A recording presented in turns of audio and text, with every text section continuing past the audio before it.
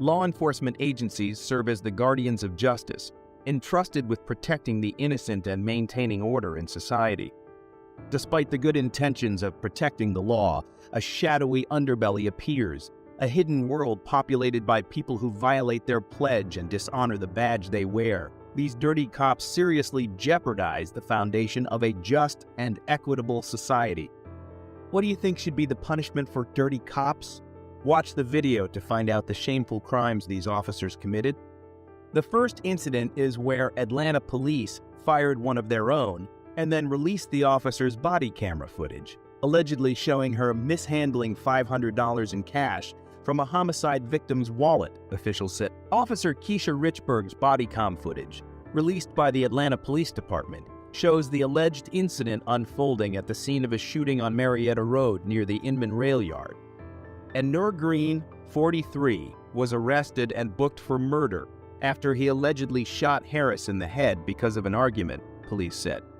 Officer Keisha Richburg was at the scene of a shooting in northwest Atlanta when an EMT handed her the wallet of shooting victim Jamel Harris, 29, who later died at the hospital, authorities said.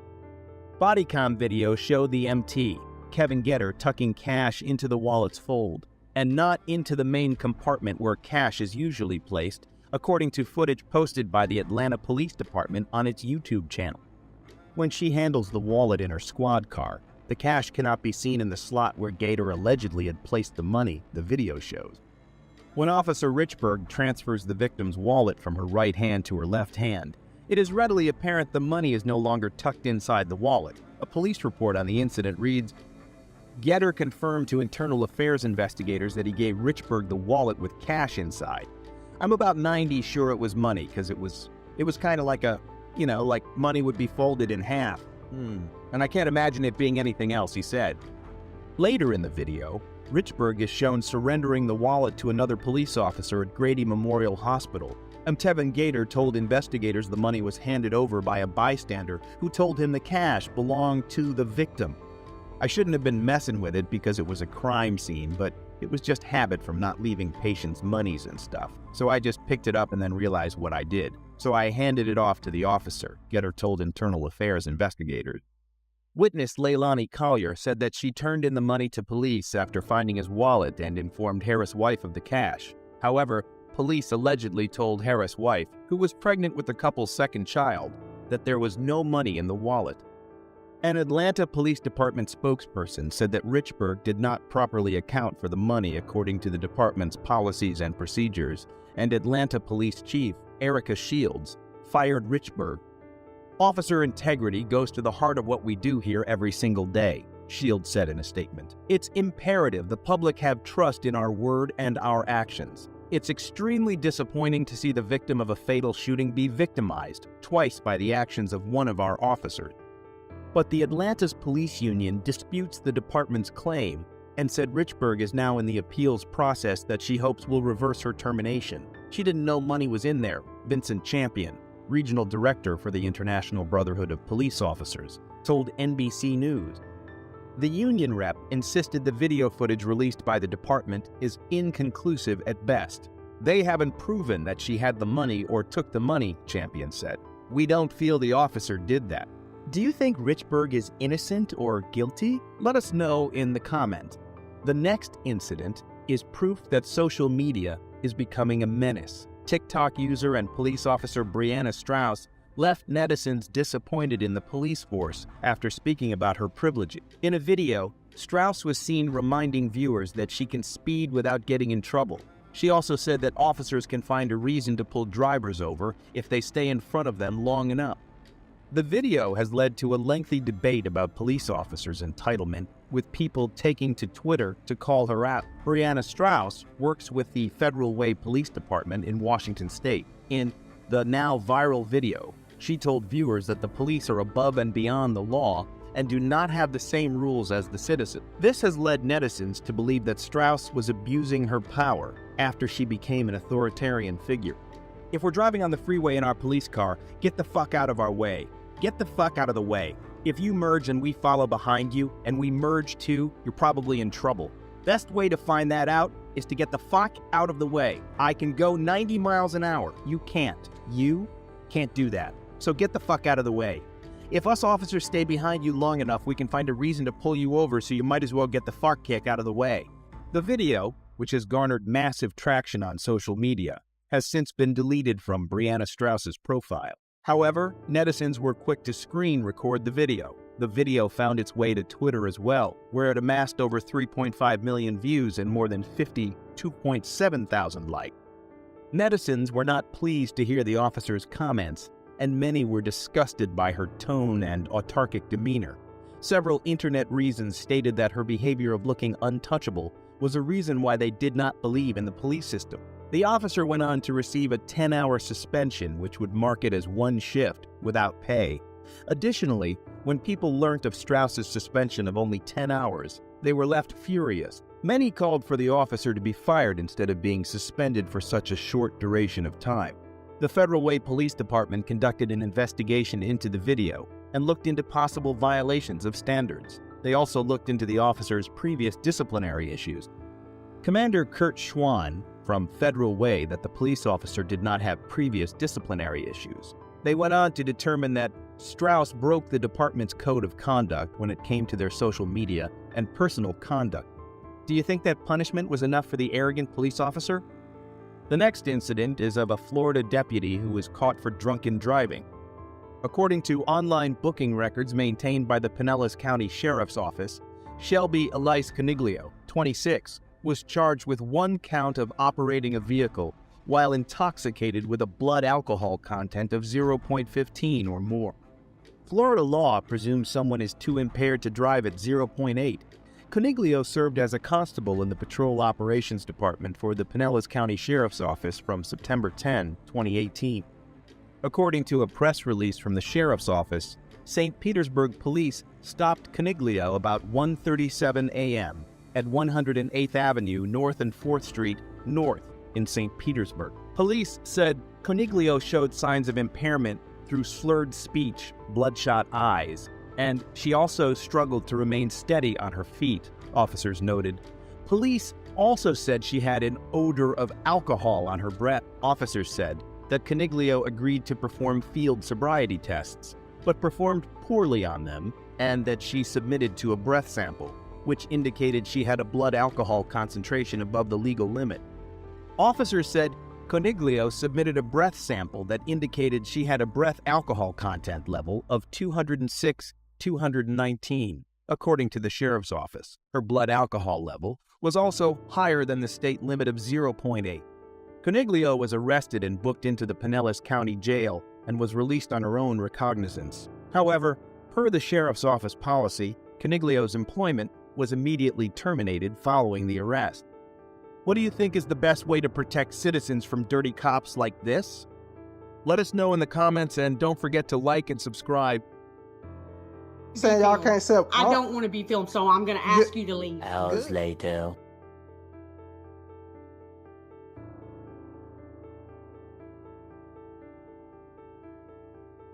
How you doing? She kind of filled me in on what was going on. Did she explain to you that they can't sell baby formula once they return it? After she already did. Okay, it's time to go. So if it's And you're against the banned law, from here. They don't want you back in here. okay. So if you come back, what's your name? You don't need my name. Oh yeah, I do. You sure you know the law? Yes, sir. I think I know the law. Okay. In this incident, a citizen engaged in a heated encounter with two police officers over his refusal to provide his identification. The encounter began when the officers approached the individual and asked for his name. The citizen, asserting his knowledge of the law, questioned the officer's authority to request his identification without reasonable cause. So what's happening? I really don't want to talk about it now because That's fine. you I've been what? you breaking my constitutional rights, sir. Oh, I am. Okay. I promise you are. Okay. But I just like you don't Haven't want to broken explain to your me, I'm not gonna constitutional teach you. You should already know these things. So The younger officer, seemingly more informed about citizens' rights, attempted to explain to the older officer why the individual was not legally obligated to provide his name.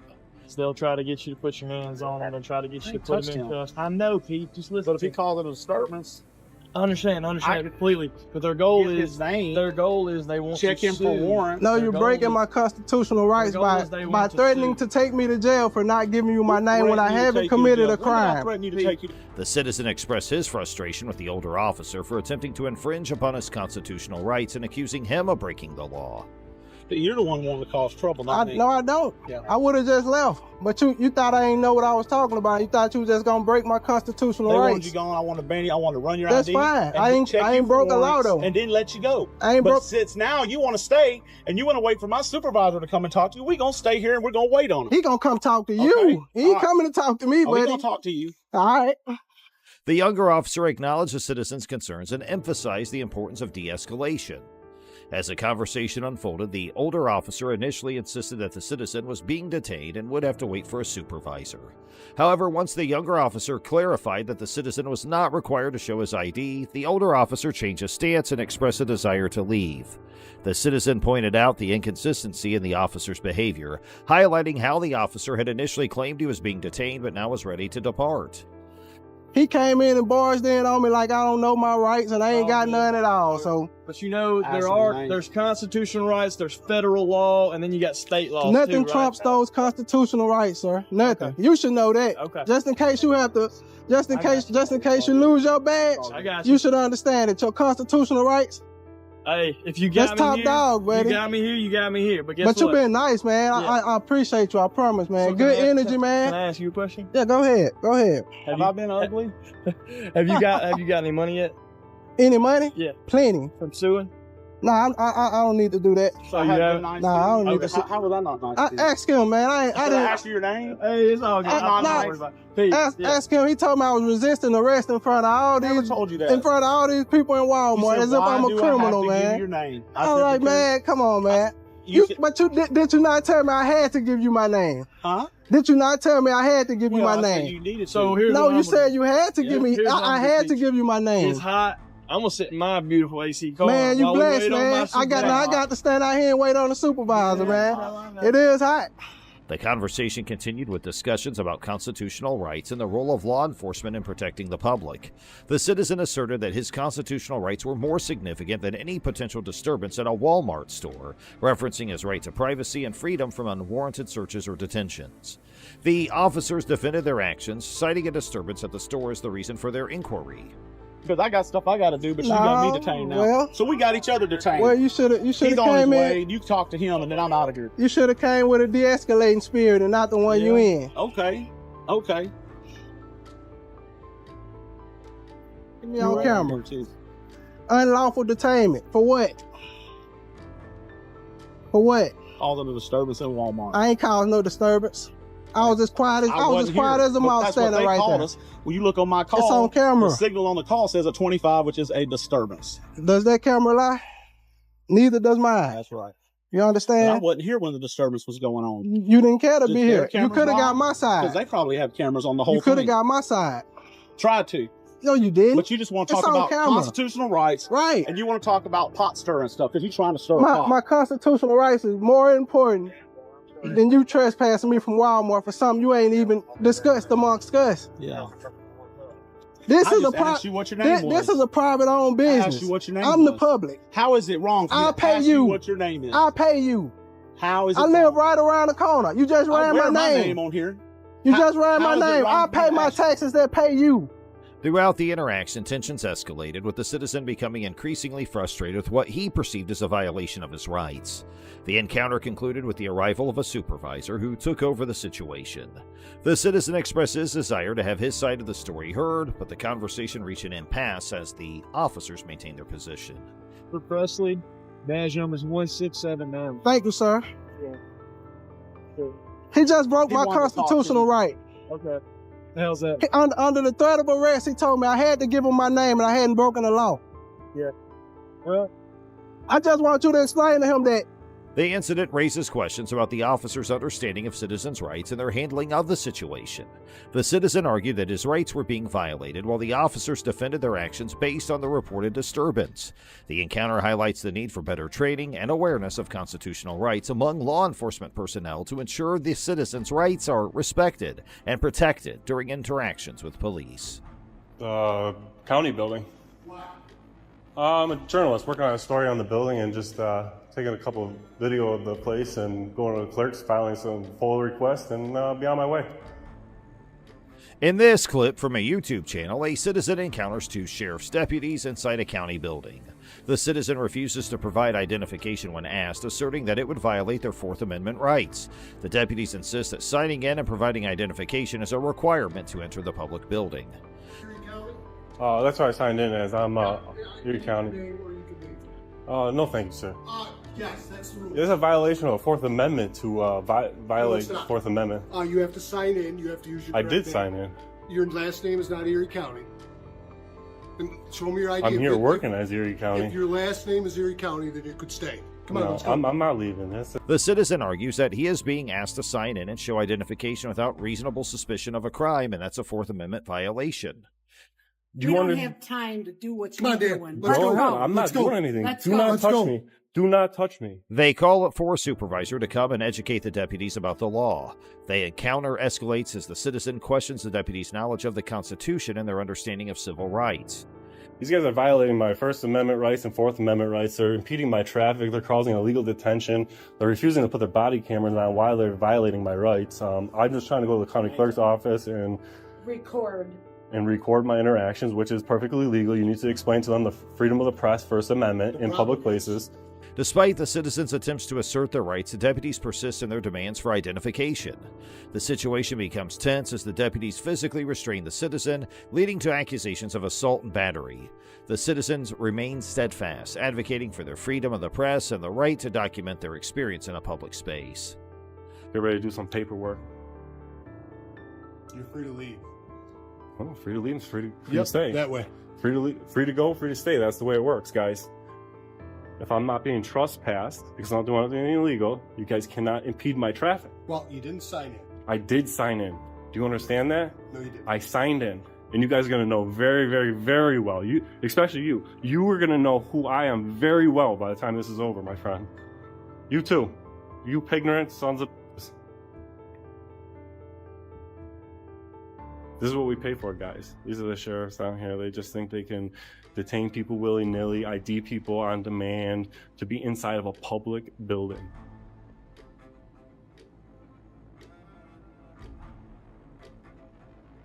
What are you, one of these sovereign citizen types? No, I don't have a badge like that. Those are the sovereign citizens. They can violate people's rights and get away with it and have these big stupid smiles on their faces and shit. Yeah, those are the real sovereign. Look at her. She knows that's a sovereign citizenship. Look at that smile. She can't even hide it. That's real sovereign citizenship right there. Eventually, the sheriff arrives at the scene. The citizen expresses their concerns about the violation of their civil rights, including the deputy's demand for identification and the refusal of service at the county clerk's office. The sheriff defends the deputy's actions, stating that the situation is being addressed. How are you, sir? You're the sheriff of the county? This deputy and that deputy is violating my civil rights. They are also put their hands on me and assaulted me or battered me unlawfully because they do not have a lawful command to tell me to turn my camera off in this public space. You know that as a sheriff. I'm here to document my experience, and these guys are stopping me, causing illegal detention on my rights. It doesn't look like you're being detained to me. All right, thank you. However, the citizen continues to argue that their rights have been violated. You are violating the First Amendment rights and refusing service down here. That's all I want to know. You say yes? Why don't we get a hold of the clerk's office and see if they want to see it? Do the clerks have a choice who they get to see and don't get to see? So, When did that law come into effect? They're down there talking to her right now. I understand, but why is this door locked, Sheriff? It's locked. Why? Sheriff, why is this door locked? If they're gonna allow public services to public, what is going on here? You guys are violating my rights. there's no rights being There's no rights being violated? I can't go to the county clerk's office because of why? Because of the camera? I'm sure you'll be able to get there at some point. When you educate your officers about my First and Fourth Amendment rights, they think they can get ID out of me to come into a public building. Do you agree with that, Sheriff? Sheriff, do you have to show ID to get into this public building? Do you have to show your driver's license? You have to write your name down. I did write my name down there, who I am. Throughout the clip, the deputies display a lack of knowledge about constitutional rights and demonstrate a dismissive attitude towards the citizens' concerns. The encounter sheds light on the need for better education and training within law enforcement regarding citizens' rights and the importance of respecting those rights during interactions. The clip concludes with the announcement that the sheriff involved is retired and the failure of the department in handling the situation was exposed in local news coverage. The citizens' resilience in standing up to harassment and bullying is commended, and the clip serves as a reminder of the significance of holding law enforcement accountable for their actions. In the incident, Anthony X, a knowledgeable individual, engaged in a confrontation with patrol officers who approached him while he was recording in a public area. Am I detained? You're detained for reasonable suspicion right now, okay? Of what crimes? Is that a misdemeanor or felony? I believe it's a misdemeanor right now. Anthony X asserted his rights and cited California Penal Code 148G and the Tom Bain Civil Rights Act to emphasize that his filming activities were protected by law. The camera walking around, you have no right to detain me. Just so you know, if you interfere with my activity in any way, shape, or form, you will be in violation of California Penal Code 148.G and the Tom Bain California Act, which you can use your qualified immunity. I will sue you personally. 152.2 subsection B. Okay. Think your words wisely. Once again, am I free to go? Am I free to go? He firmly stated that the officers had no right to detain him and warned them about potential legal consequences for interfering with his constitutional rights. After asserting his freedom to go, the officers acknowledged that he was not being detained. It's public. I've never been trespassed from this area. Stay off the secured. I've never been in a secured area. Stay off the secured airport property. All right, do me a favor, and I'm open to a cordial conversation. Since I'm not detained at this moment, I have no problem. You're free to go. At this point, no, I'm just curious. Nope. So, there's no detention. Okay, so I'd like the incident number, please. I will be doing a FOIA request on all information and body cam. Anthony X requested the incident number and expressed his intention to submit a Freedom of Information Act request for all relevant information and body camera footage. The incident highlighted the importance of citizens' awareness of their rights and holding law enforcement accountable for respecting those rights. Sorry? That's not the way this goes. Who are you? I'm Sergeant Barry Antis, Fort Wayne Police Department. How are you? Good. What's your name? I didn't give it. I know. I want to know what your name is. I don't care what you want. Well, that's not the policy. The Secret Service. I don't care. Then why don't they come out here and talk to me? They will in a moment. Okay, go ahead. Am I being detained? What's your name? Am I being detained? What is your name? Am I being detained? Throughout the interaction, the citizen emphasized his rights and challenged the officers to justify their actions. He adamantly refused to comply with their demands, aware that his rights were being infringed upon. The citizen recognized the importance of knowledge about local laws and confidently navigated the situation using legal citations to support his arguments. Nope. All right, stop. No. Am I being detained? Yes, you are being detained. Am I being detained? Identify who you are. That's not the way this goes. Well, I don't care what you say. Okay. Excuse me, sir. Excuse me. I'm not. Sir, no. The Secret Service has I don't care. To identify I don't care what they want. Okay. That's not the way this goes. I understand that. Show me the law. Okay. The incident shed light on the issue surrounding law enforcement officers' reliance on ID requests without reasonable cause. The citizen demonstrated the significance of understanding one's rights and the laws governing such encounters. By standing his ground and refusing to provide identification when it was not required by law, he effectively challenged the officer's authority and highlighted their lack of legal justification. This citizen's actions underscore the importance of citizens being informed about their rights and the laws governing law enforcement encounters. His knowledge and assertiveness in the face of an overzealous response from the officers served as a powerful reminder of the need for accountability and adherence to proper protocols and law enforcement practices.